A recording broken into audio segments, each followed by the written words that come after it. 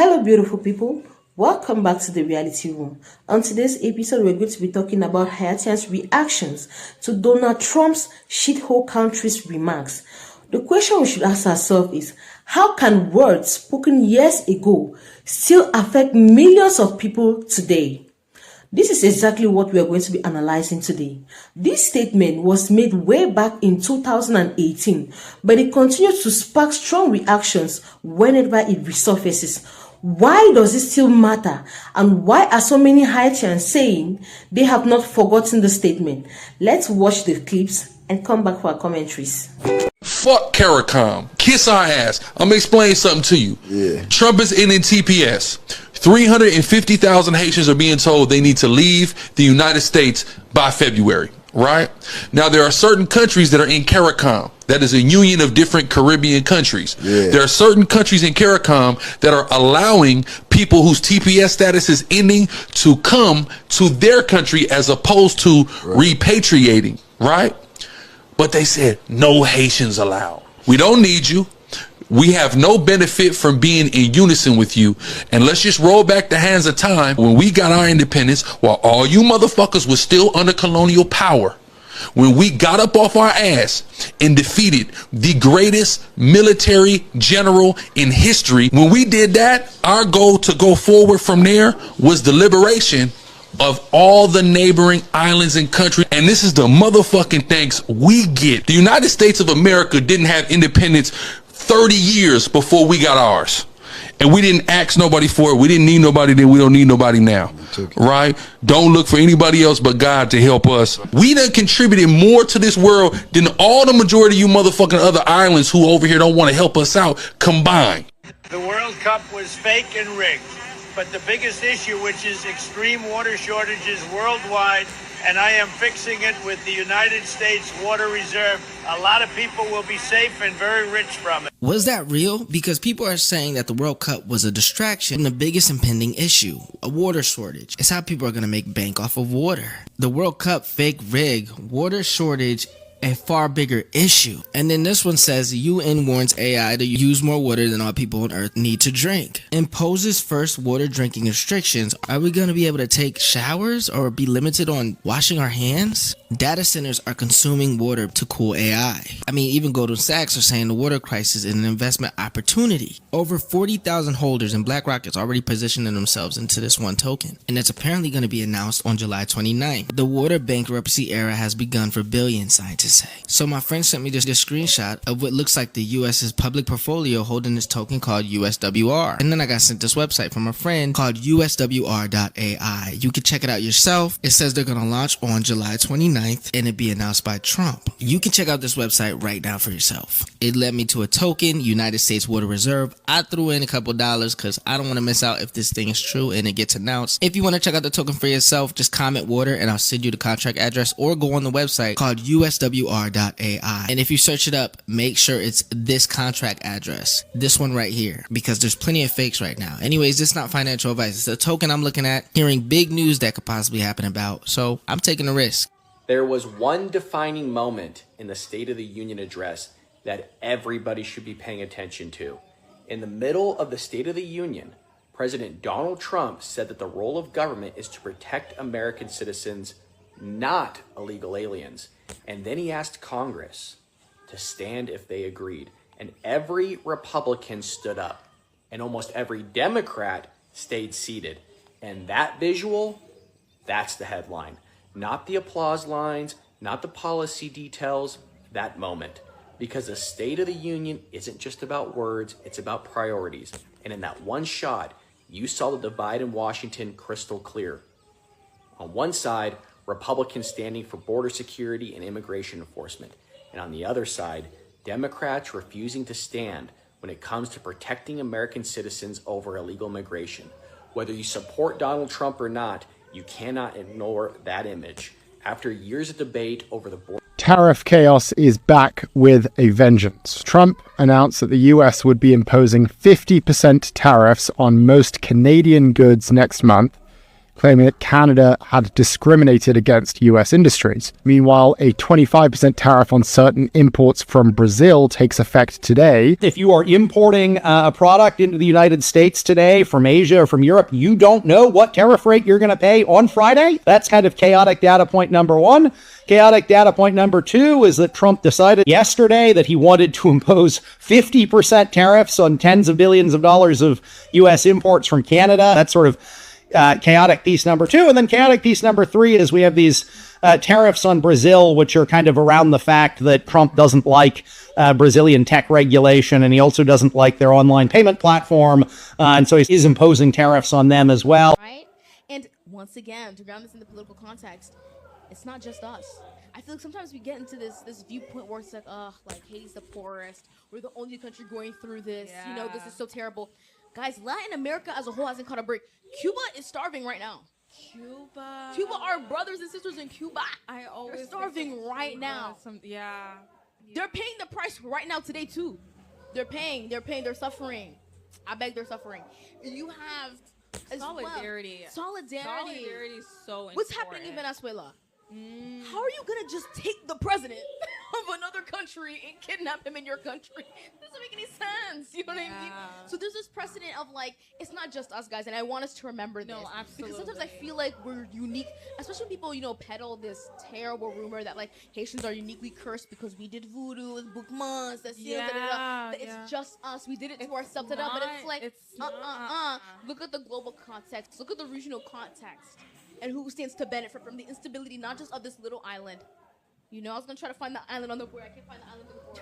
So let's pretend I'm pointing to Haiti, of this little island here. And notice the regional instability and who benefits from the regional instability, okay? Yeah. And that's such a good point. And I want to bring some of the bio in you, natural disasters, right? Right. How, you know, that also has contributed to the instability of Haiti. So there are many factors, but I think we're just trying to pick a few to draw on. And guys, I'm sorry, I love to talk. So you're gonna find that out right now because it's your first time meeting me. But when we talk about, because I love science, you know what I mean? How Haiti kind of uniquely rests on this fault line. And if you guys know anything about the way that this beautiful Earth we live on, there are something called tectonic plates that sit underneath the Earth on our bedrock. Okay, the thing that holds us all up. And every now and again they shift, and when those plates moved against each other, they rub against each other, it creates an earthquake. We shake. In Haiti, we just happen to live. Our beautiful island just happens to be where these two plates touch. And whenever we shift, we get these huge earthquakes. But we're not the only ones, and I think that it also connects to the exploitation of the global south from the global north, right? Because as we see as time goes by, all these different climate disasters, right? Who produces the largest amount of emissions, of carbon emissions that are changing our climate, that are affecting our temperature? The U.S. Most of them are coming from the U.S. and Europe. And then I think next up might be China. But who's going to suffer? Who lies on the fault lines? Us. Who is surrounded by water? Little islands surrounded by water? Us. Do you know what I'm saying? So these issues will begin to compound as time goes on. And I don't want us to get us to thinking like, oh, it's just because we're not this or we're not that or we're not. Haitians are not uniquely bad. We're not uniquely unserious, guys. Come on, look at these other people. Look at our president of the United States. You know what I'm saying? Unserious. Haitian people be treating Haitian people like we're uniquely bad, guys. Go outside. But I also, that's so interesting though, that how you bring up this not to get too much in the weeds of voodoo and religion and are we cursed, but that I do think that is something that is brought up a lot. Right. It's a cop out. It's the masters peddling this lie. Yeah. Mind you, white people be doing magic too. No, literally. Who made Halloween? They got their little witchy stuff too, but not to get too much in the weeds, but these are just misconceptions. I think as a people and as a country, we need to demolish in order to progress forward. In order for us to move forward, it's like we need to educate ourselves. The controversy began in January 2018 during a White House meeting on immigration. This sparked so much outrage among Haitians and Americans at large. This was so embarrassing and so disrespectful coming from a president. So many African governments and African unions criticized this, saying it was disrespectful and harmful. Many Americans, including members of both political parties, debated whether such a statement was appropriate for a U.S. president. Why should a president make such a statement? Why should a president call other countries shithole countries? This was very, very bad coming from President Donald Trump, because that till date still affects all the citizens of this country. It makes them feel less of a country. We all know such statement will damage the image of the country as well as the dignity of the people living both home and abroad. Others argue that the focus should instead be on immigration policies and national security rather than mere comments that were made back in 2018. As we all know, these are not mere comments. This was an insult, and it is but normal that their citizens will always have that reflecting at the back of their minds. Regardless what happens, they will never forget such a statement, because that insulted not only their country but themselves as citizens of that country. And also, we come to realize that regardless of political opinions, words spoken by world leaders can continue to affect and influence public debate long after the period of time these statements have been made. Should controversial statements from years ago continue to shape today's political conversations? These are questions many Americans and Haitians are asking themselves today. I just tried to post a full rundown of Trump's address to the nation tonight, and TikTok decided to remove it after 2 minutes. So let's try this again, except this time, let me make it abundantly clear that I am not validating or supporting any of these false claims. I am simply reporting on it. Okay, he said he's releasing 5 sets of documents tonight that prove our entire election system is compromised by China, the deep state, and many others. This is all false. He said the first set of documents alleges that China interfered in the 2020 election and 2018 midterms. False. The second set alleges that members of the deep state suppressed and downplayed this interference. False. This is when he claimed that both Biden and Obama were involved and called for them to be criminally charged.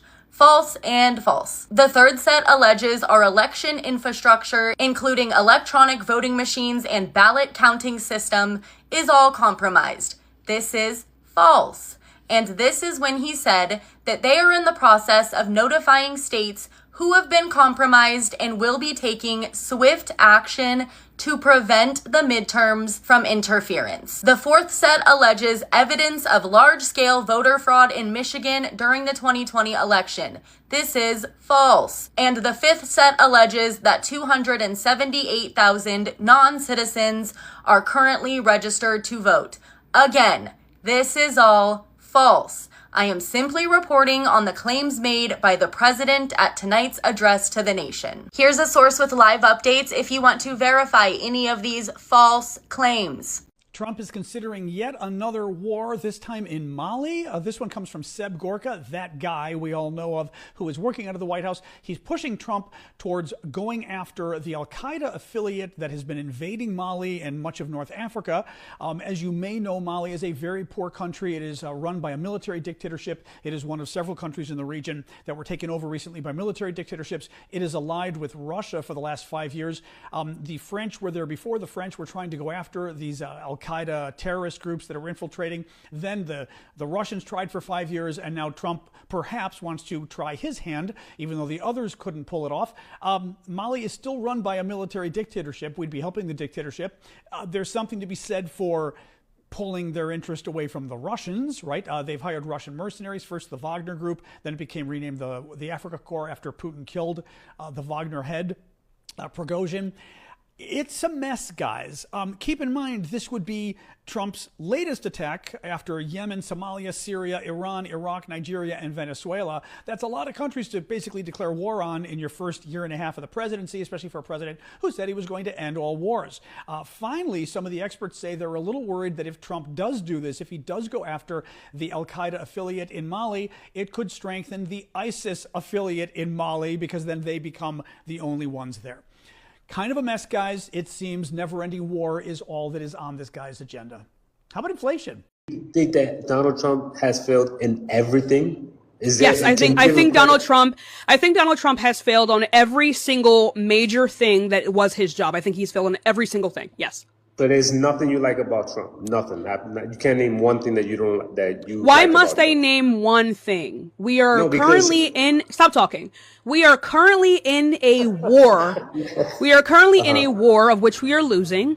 He has stifled the earth of 25% of our oil. He has not succeeded or gotten anything out of Iran. He has no concessions. He got no concessions out of other countries when he waged a tariff war. We lost the tariff war to China. We went through a recession under his first presidency because he mishandled the pandemic. What am I supposed to like about him? I'm just surprised that you can't name not one thing that you support him. What do you think I should support him on? There's a lot. Name one thing. There's a lot. Name one.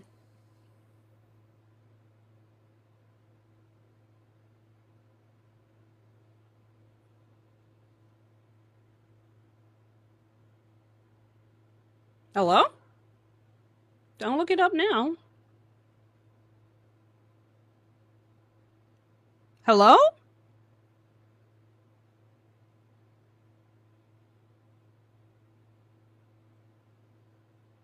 Hello? How to speak Trump number 46. There's a parasite out there giving everybody explosive diarrhea. Trump translation. There's a new parasite thing happening in the country today, and people are getting explosive diarrhea. Have you heard about the explosive diarrhea? It's like regular diarrhea, which is not the most pleasant I've heard. I've never had it. I've never actually pooped before. I don't actually have the capability of producing poop. I've heard that diarrhea is not pleasant, but explosive is much more violent diarrhea. We don't like when the diarrhea is committing atrocities. We don't like that, and we don't like to let that happen. We can't let that destroy the good American people, so we're doing something about it. We're looking into finding the cause of the explosive diarrhea, and we're going to explode the explosive diarrhea. That was my idea. I said maybe we nuke the diarrhea, we nuke it, and then it explodes one last time, and then it's gone. We wipe it out completely. Complete annihilation of the explosive diarrhea that's going around, that's causing a hard time for so many people. I was looking into it. They said if you're eating certain things, we think it's coming from this, we think it's coming from that. We don't know where it's coming from. I can tell you it's not in McDonald's Diet Coke. I can tell you that right now. If you want to make sure you're not getting it, get yourself a wonderful Diet Coke, easy ice. We don't want too much ice in there, making a watery mess out of the Diet Coke, you know. So get a Diet Coke and let's stay safe from this explosive diarrhea until I can nuke it into oblivion. That's where we're going to nuke it. You know where oblivion is? That's where we're going to send it. It's far away. I can tell you that right now. They said explosive diarrhea, it comes from the rectum. I said rectum, dang near killed him. That's what they said. That's what I said to him. Hilarious. I tell jokes all the time, especially about diarrhea. It's very funny, but this is no laughing matter, and we are taking care of it. Thank you for your attention to this matter. 7 years ago, the Washington Post and other news media reported that Trump said this. Trump, at the time, responded, "Fake news! Not true. Based on anonymous sources. Can't trust anonymous sources.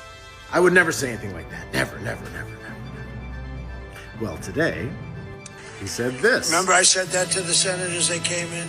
The Democrats. They wanted to be bipartisan.